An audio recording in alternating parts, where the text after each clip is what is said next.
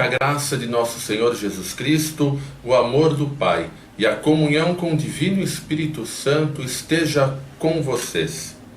Meus irmãos, sejam bem-vindos ao site da Comunidade Anglicana Sagrada Família, Movimento Anglicano no Brasil. Estamos aqui hoje para mais uma mensagem da semana. Mensagem esta que corresponde ao quarto domingo do Advento. Para isso, tenhamos em mãos a Bíblia, que se faz Palavra de Deus em nossa vida. Proclamação do Evangelho de nosso Senhor Jesus Cristo, segundo Mateus, capítulo 1, versículo 18 ao versículo 25. Glória a ti seja dada, ó Senhor. Foi assim o nascimento de Jesus Cristo. Maria, sua mãe, estava prometida em casamento a José, mas antes que se unissem, achou-se grávida pelo Espírito Santo. Por ser José seu marido um homem justo e não querendo expô-la à desonra pública, pretendia anular o seu casamento secretamente. Mas, depois de ter pensado nisso, apareceu-lhe um anjo do Senhor em sonho e disse: José, filho de Davi, não tema receber Maria como sua esposa, pois o que nela foi gerado procede do Espírito Santo. Ela dará à luz um filho, e você deverá dar-lhe o nome de Jesus, porque ele salvará o seu povo dos seus pecados. Tudo isso aconteceu para que se cumprisse o que o Senhor dissera pelo profeta: a virgem ficará grávida e dará à luz um filho, e o chamarão Emanuel, que significa Deus conosco. Ao acordar, José fez o que o anjo do Senhor lhe tinha ordenado e recebeu Maria como sua esposa. Mas não teve relações com ela enquanto ela não deu à luz um filho. E ele então lhe pôs o nome de Jesus. Eis aqui o Evangelho do Senhor. Louvado sejas, ó Cristo. Iluminai, Senhor, a nossa mente, para que possamos compreender a Tua palavra. Abençoai, Senhor, os nossos lábios, para que possamos sempre proclamar as Tuas maravilhas. Iluminai o nosso coração, para que possamos sempre amar a Tua palavra e seguir dentro dos Seus passos. Amém. Meus queridos irmãos e irmãs, nós estamos às portas do Santo Natal. Eis o que vamos contemplar nos ritos, palavras e gestos da Sagrada Liturgia. O Verbo eterno do Pai, o Filho imenso, infinito, existente antes dos séculos, que se fez homem, se fez criatura, se fez pequeno e veio habitar entre nós. Sua vida ao mundo salvou o mundo e elevou toda a natureza, toda a criação. A sua bendita encarnação lavou o pecado do mundo e deu vida a todo o universo. Mas, muita atenção, meus irmãos, pois esse acontecimento imenso e fundamental para toda a humanidade e para toda a criação, a palavra de Deus hoje nos diz que passou pela vida simples e humilde de um jovem carpinteiro e de uma pobre menina, uma moça prometida em casamento em uma aldeia perdida nas montanhas da Galileia. O Deus infinito dobrou-se, inclinou-se amorosamente sobre a pequena e pobre realidade humana, para aí sim fazer irromper o seu plano de amor. Acompanhamos piedosamente este Evangelho, o Evangelho deste quarto domingo do Advento, onde São Mateus diz à mãe de Jesus: estava prometida em casamento a José, mas antes que se unissem, achou-se grávida pelo Espírito Santo. Meus irmãos, essas palavras usadas pelo evangelista são muito simples, mas que escondem uma realidade. realidade misteriosa. Imaginemos José e Maria ainda jovens. Eles certamente se amavam e, como todo casal piedoso da época, eles também pensavam em ter filhos. E filhos são considerados uma bênção de Deus. Mas eis que antes de viverem juntos, a Virgem se acha grávida. Porém, por obra do Espírito Santo, Deus entra silenciosamente na vida daquele casal. Nós sabemos pelo Evangelho de Lucas que Maria disse sim, que Maria acreditou, que Maria deixou que Deus fosse Deus em sua vida, pois ela mesma disse: eu sou a serva do Senhor, faça-se em mim segundo a sua palavra. De repente, eis que uma vida de família, que tinha tudo para ser pacata e serena, viu-se agitada como que por uma tempestade.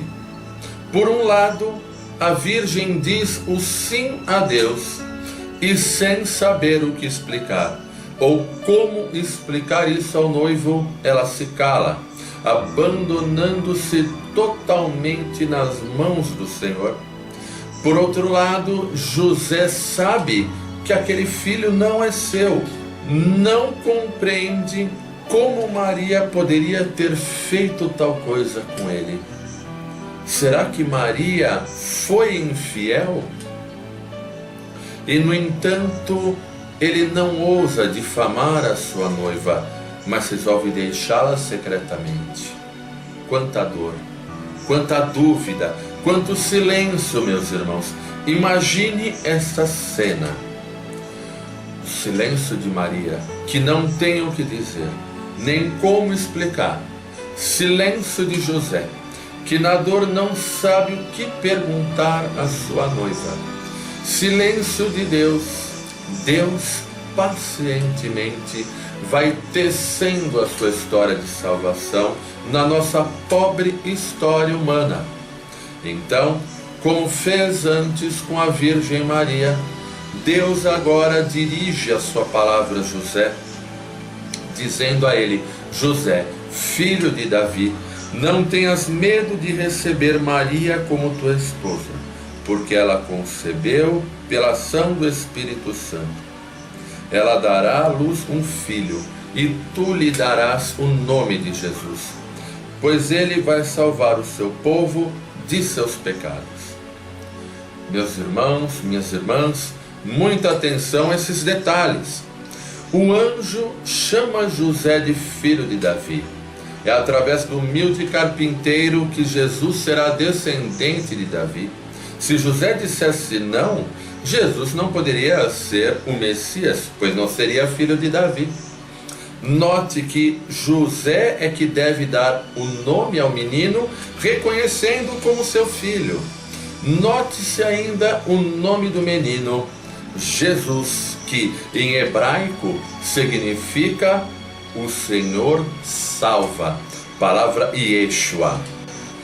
Deus humildemente revela seu plano a José, e depois de pedir o sim de Maria, suplica e espera o sim de José. E como Maria, José crê. José se abre para Deus em sua vida. José se mostra disposto a abandonar os seus planos para abraçar os planos de Deus. José então diz sim, como podemos ver aqui na palavra de Deus. Quando acordou, Jesus fez conforme o anjo do Senhor lhe havia mandado e aceitou a sua esposa. Então, meus irmãos, adeus para o sonho de uma vida tranquila. Adeus, filhos nascidos da união de ambos. Agora eles iriam viver somente para o Senhor. Viver para aquele presente que o Senhor lhes deu. Viver para a missão que o Senhor lhes confiou.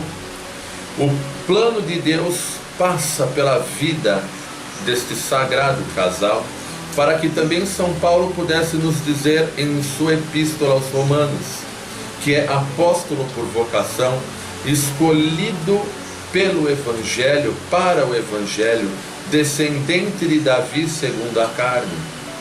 Para isso foi necessário a coragem generosa de Maria e o sim pobre e cheio de solicitude de José, para que a profecia de Isaías também se cumprisse para nós. Conosco, meus irmãos, também é assim. O Senhor está presente no mundo. Aquele que veio pela sua bendita encarnação nunca mais nos deixou. Na potência do seu Espírito, Ele se fez presente e se faz presente em cada um de nós, na sua palavra e, sobretudo, nos sacramentos.